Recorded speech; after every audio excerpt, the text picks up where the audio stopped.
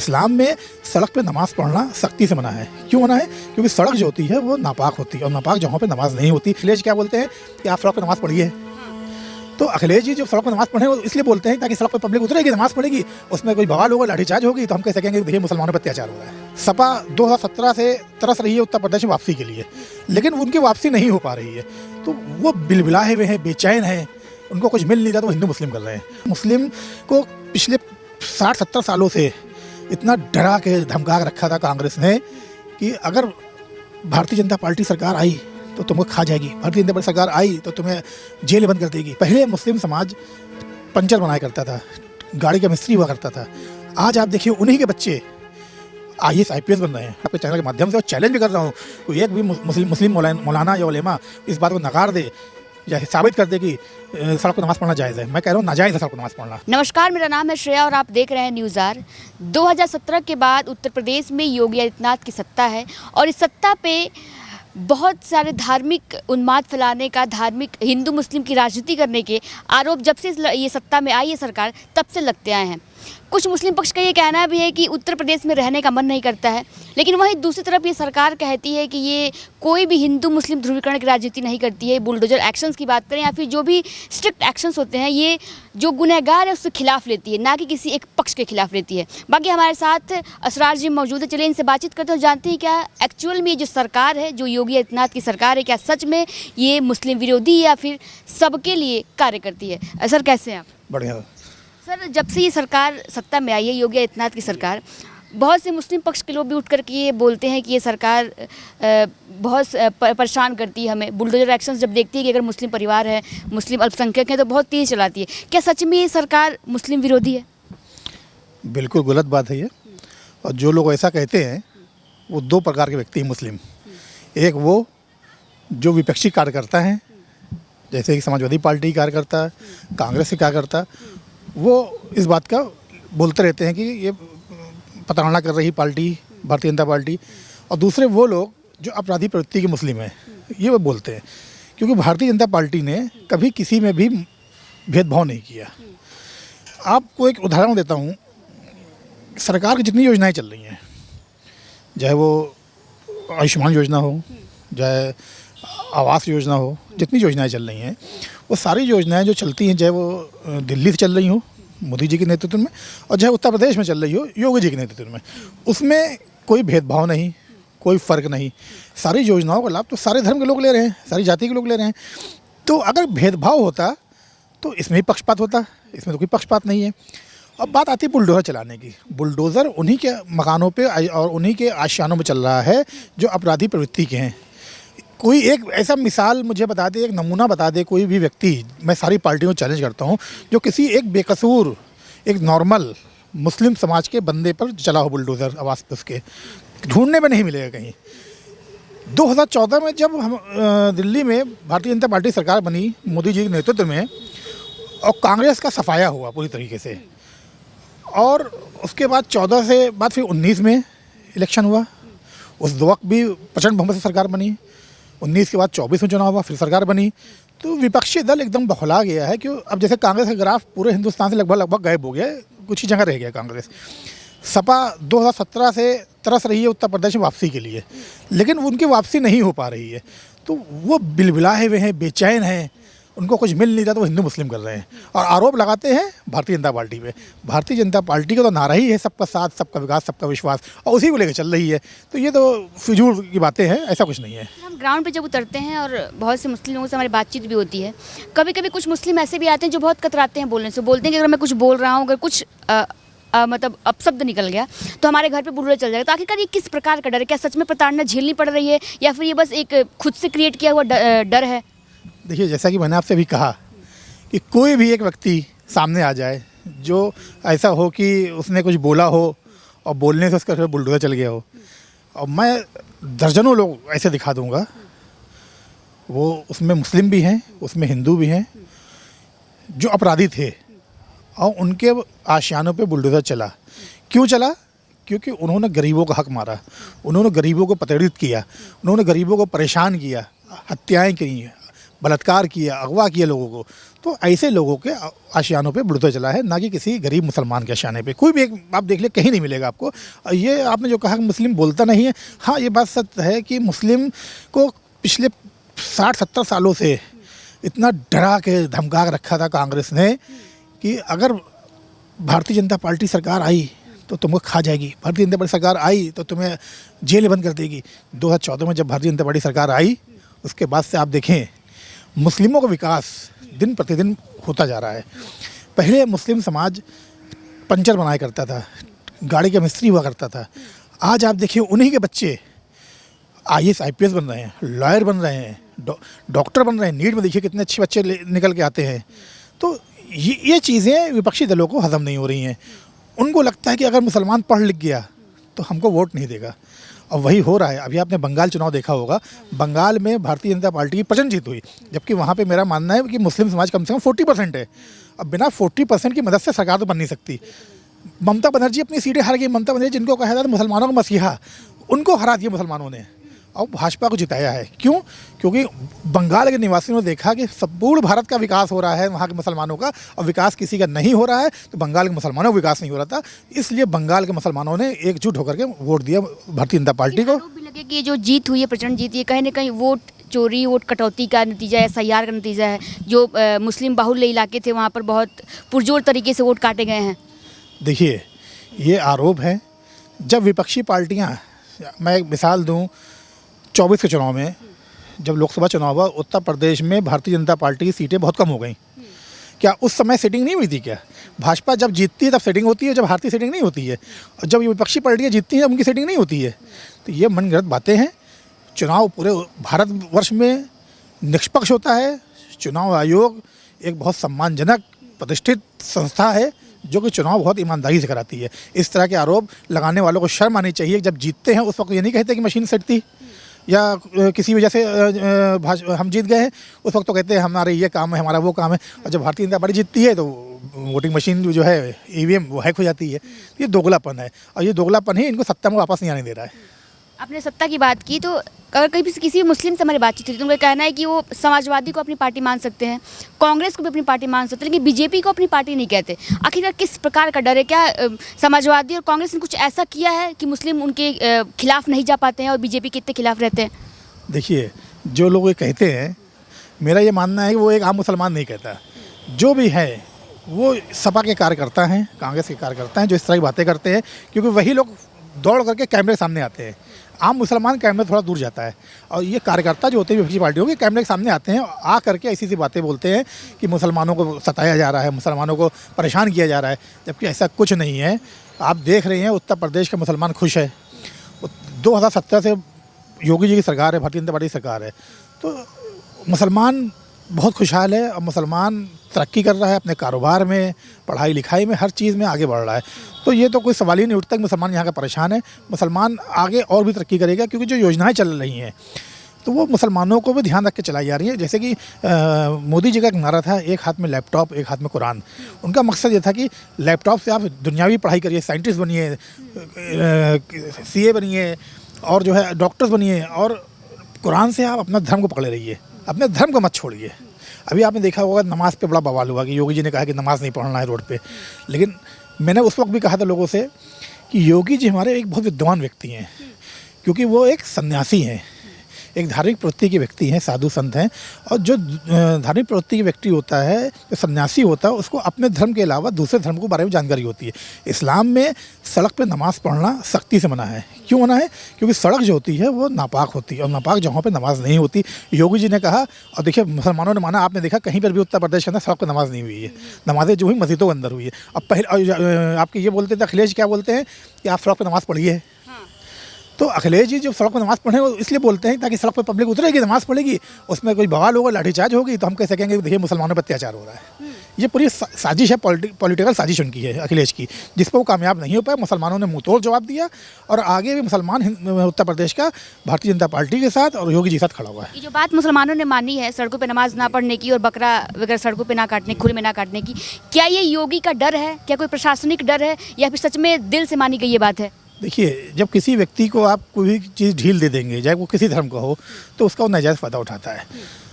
अखिलेश ने, जब अखिलेश सरकार थी या उसके पहले और भी सरकारें थी, मायावती की सरकार थी, तो उन लोगों ने कहा कि जहाँ जो अच्छा हो करो, जबकि ये सारी चीज़ें इस्लाम के ख़िलाफ़ थी। मुसलमानों को गुमराह किया जा रहा था, अपने धर्म के प्रति गुमराह किया जा रहा था।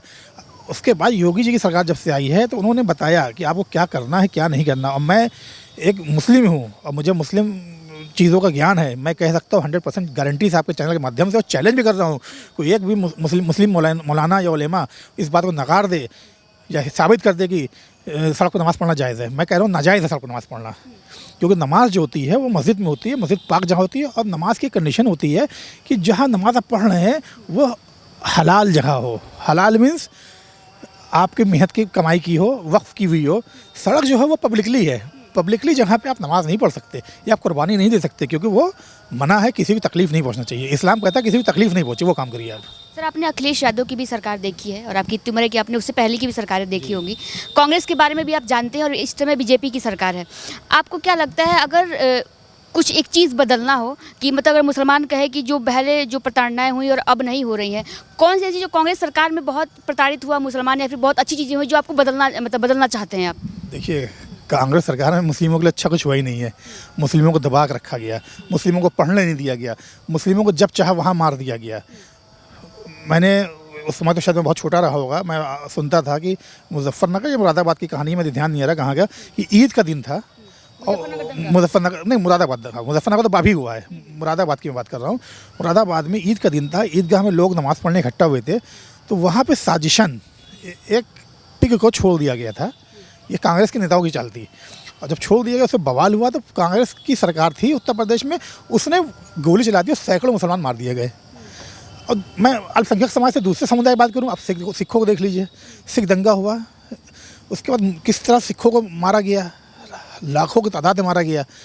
और जब जब दंगा हुआ तो अल्पसंख्यक समाज ही चोट खाया है, अल्पसंख्यक समाज ही मारा गया है, क्योंकि सरकार चाहती थी कि मुस्लिम समाज और अल्पसंख्यक समाज चोट खाए, और उसकी रहनुमाई बनती थी मुसलमानों की। और उनके पार्टी जो नेता थे उन्होंने भी हमेशा कांग्रेस का साथ दिया, कार्यकर्ताओं को कभी ध्यान नहीं दिया, उनसे सिर्फ चादर, दरी, कुर्सियाँ साफ करवाई हैं, इसके अलावा कुछ नहीं किया है।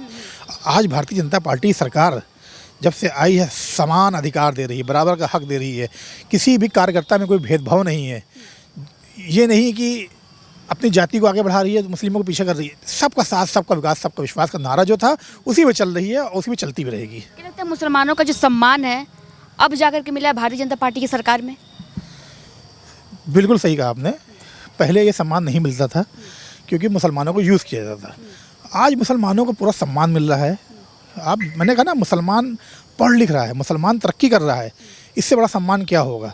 मुसलमान को बताया जा रहा है उसका हक क्या है, तो इससे बड़ा और सम्मान क्या होगा? मुसलमानों को उनकी पूरी तरह से सम्मान दिया जा रहा है, मुसलमान तरक्की कर रहा है, मुसलमान आगे बढ़ रहा है, यही सबसे बड़ी फ़ख्र की बात है। और मैं इसी को उपलब्धि मानता हूँ भारतीय जनता पार्टी सरकार की, कि मुसलमानों को पूरा अधिकार मिल रहा है, मुसलमानों को योजनाओं का लाभ मिल रहा है, सरकारी आवास मिल रहा है, मुसलमान बीमार होता है तो आयुष्मान कार्ड मिलता है, मुस्लिम महिलाओं को उज्ज्वला योजना के तहत गैस सिलेंडर मिलता है, फ्री राशन भी मिल रहा है। कोई भेदभाव नहीं है, भेदभाव होता तो कहते हैं इनको राशन मत दो, लेकिन एक एक दाना राशन मिल रहा है, कोई उसमें चोरी चकारी नहीं है। उत्तर प्रदेश की कुल जो जनसंख्या है उसका लगभग 12 से 17% जो है मुस्लिम है, और जितनी भी योजनाएं आती हैं लगभग 30 से 35% योजनाओं का लाभ जो है मुस्लिम समुदाय के लोग लेते हैं। लेकिन फिर भी ऐसे आरोप लगते हैं कि हमें जो है प्रताड़ित किया जा रहा है, हमें परेशान किया जा रहा है, हमें भगाया जा रहा है। बहुत लोग कहते हैं कि हम उत्तर प्रदेश को ही छोड़ के जाना चाहते हैं। जब योजनाओं का लाभ मिल रहा है, फिर किस तरीके की प्रताड़ना झेल रहे हैं लोग? देखिए, जो ये कहते हैं हम उत्तर प्रदेश छोड़ के जाना चाहते हैं, वो कल के जाते आज चले जाएँ, क्योंकि वो जाएंगे नहीं, वो सिर्फ बयानबाजी करते हैं इस तरह की कि हम छोड़ जाए। अरे जब आपको छोड़ जाना, आप जाते क्यों नहीं है? अगर आपको यहाँ प्रताड़ित किया जा रहा है तो दूसरे प्रदेश चलिए। मैं तो चाहता हूँ प्रदेश के आप हिंदुस्तान छोड़ के पाकिस्तान चले जाएँ, अफगानिस्तान चले जाएँ, कहीं चले, अगर प्रताड़ित किया जा रहा है तो लेकिन वो ये नहीं करेंगे। उनको यहीं रहना है, यहीं योजनाओं का लाभ लेना है, यहीं की खाना है और यहीं की काटना है।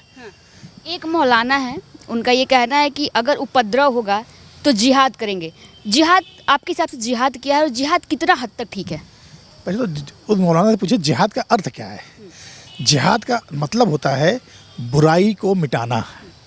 वो बुराई किसी के गर्दन काटने का नहीं। इस्लाम तो कहता है कि अगर किसी का नाहक कत्ल किया तो सबसे बड़ा पाप वो है। किसी को नाहक मारा तो धरती आसमान हिल जाता है, इस्लाम कहता है। तो इस्लाम तो कभी जिहाद को इस तरह से परिभाषित करता ही नहीं है कि ये युद्ध करना ही जिहाद है। जिहाद है बुराइयों को समाप्त करना, जिहाद है अपने अंदर की बुराइयों को मारना। जिस तरह अभी बकरीद चल रही है, लोग कहते हैं कुर्बानी किया, बकरा काटा हमने और उसके बाद हमने गोश्त खाया। ये गोश्त खाना नहीं कुर्बानी है। कुर्बानी का मकसद है कि अपनी बुराइयों को और अपनी सबसे कीमती चीज़ को कुर्बान करना। तो अपनी बुराइयों को कुर्बान करिए, अपनी कीमती चीज़ को कुर्बान करिए और देश हित में काम करिए। ये है असली जिहाद। आप देश हित में काम करेंगे तो वो असली जिहाद होगा। ये नहीं कि मौलानाओं को क्या है, वो तो मैं बता दूं तमाम ऐसे मौलानाओं को मैं जानता हूँ जो दाढ़ी रख लिया, टोपी लगा लिया और वो सपा के और कांग्रेस की चमचगिरी कर रहे हैं, उनकी तरफदारी कर रहे हैं। जो मौलाना होगा वो सिर्फ अल्लाह अल्लाह करेगा, लोगों को अच्छी बातें सिखाएगा। वो कभी ये नहीं कहेगा इस पार्टी को वोट दो, इस पार्टी को वोट मत दो। तमाम लखनऊ के अंदर ऐसे मौलाना है जो खुले कहते हैं कि भाजपा को वोट मत दो, तो मैं उनको मौलाना ही नहीं मानता। वो शैतान है वो। अभी कल बकरीद बीती है और एक मुस्लिम से हमारी बात हो रही थी ऐसे ही ऑन ग्राउंड, तो उनका ये कहना था कि जो बकरा हम जो कुर्बानी होती है उसका एक एक जो बाल होता है, जब वो उखड़ता है, जब वो हटता है तो उससे उन्हें जन्नत मिलती है। लेकिन आपके हिसाब से क्या लगता है, क्या किसी जानवर को मारना या फिर इस तरीके की प्रताड़ना किसी जानवर को देना, क्या इससे सच में सवाब मिलता है? देखिए, बलि प्रथा लगभग सभी समाज में है, सभी धर्मों में है, इसको कोई नकार नहीं सकता। तो ये तो आस्था का मामला होता है। जैसे कि हमारे यहाँ जो कुर्बानी होती है, ये हज़रत इब्राहीम अलैहिस्सलाम हमारे पैगंबर थे, उनको सपना आता है कि अल्लाह कह रहे हैं कि आप अपनी सबसे कीमती चीज़ कुर्बान कर दीजिए। तो उन्होंने उस वक्त पहले ऊँट कुर्बान किया, फिर उनको दूसरे को सपना आया कि नहीं हमें ये नहीं चाहिए। तो इससे 2-3 दिन चला, फिर उनको कहा कि उन्होंने पता लगाया तो मालूम पड़ा कि उनको सबसे जो प्यारी चीज़ है उनकी औलाद है। हर इंसान को अपनी औलाद प्यारी होती है। तो उन्होंने उसको जब कुर्बान करने के गए तो अल्लाह ने अपने रहम व करम से ऊँट को उसको बच्चे को हटा करके, यानी कि इस्माइल अलैहिस्सलाम को हटा करके वहाँ पे एक बकरा कर दिया। तो जब से प्रथा चली आ रही है, तो इसमें जो प्रथा चली आ रही है, तो हर धर्म की अपनी अपनी प्रथा होती है। मैंने देखा है कई मंदिरों में बलि चढ़ाई जाती है, मुस्लिम समाज बकरीद में बलि चढ़ाता है। अब ये आप प्रथा छोड़ दीजिए, पूरे विश्व में करोड़ों बकरे डेली काटे जाते हैं। क्या उनका भी तो फड़फड़ाता होगा, तकलीफ होती होगी? या तो प्रतिबंध लगे तो हर चीज़ पे लग जाए, वरना अन्यथा जो है जिसको जिस धर्म में है उसको अपने धर्म की चीज़ करने की छूट मिलनी चाहिए। एक AIM के नेता हैं, उनका ये कहना है कि AIM जो पार्टी है, इसका मूल जो इसका सिद्धांत है वो MY समीकरण को तोड़ना है। क्या MY समीकरण को तोड़ना ज़रूरी है या फिर टूट पाएगा, आपको लगता है?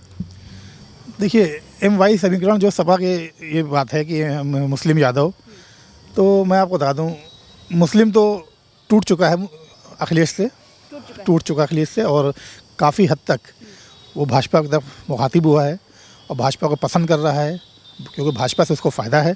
आने वाले 2027 के चुनाव में आप देखेंगे कि MY से M तो निकल जाएगा, M निकल जाएगा और Y में भी हम घुसपैठ कर रहे हैं, Y भी बिखरेगा। क्योंकि देखिए, ये राजनीति कर रहे हैं MY की, भाजपा राजनीति कर रही है सबका साथ, सबका विकास, सबका विश्वास की।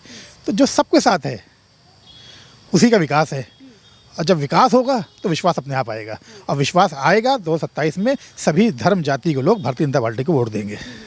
आपको लगता है कि सच में मुस्लिम जो, क्योंकि उन मुसलमानों के बारे में आप क्या कहना चाहेंगे जो अभी भी कहते हैं कि हमारी पार्टी सिर्फ समाजवादी पार्टी है, उन्हें अभी भी डर है बीजेपी से या फिर अन्य पार्टियों से?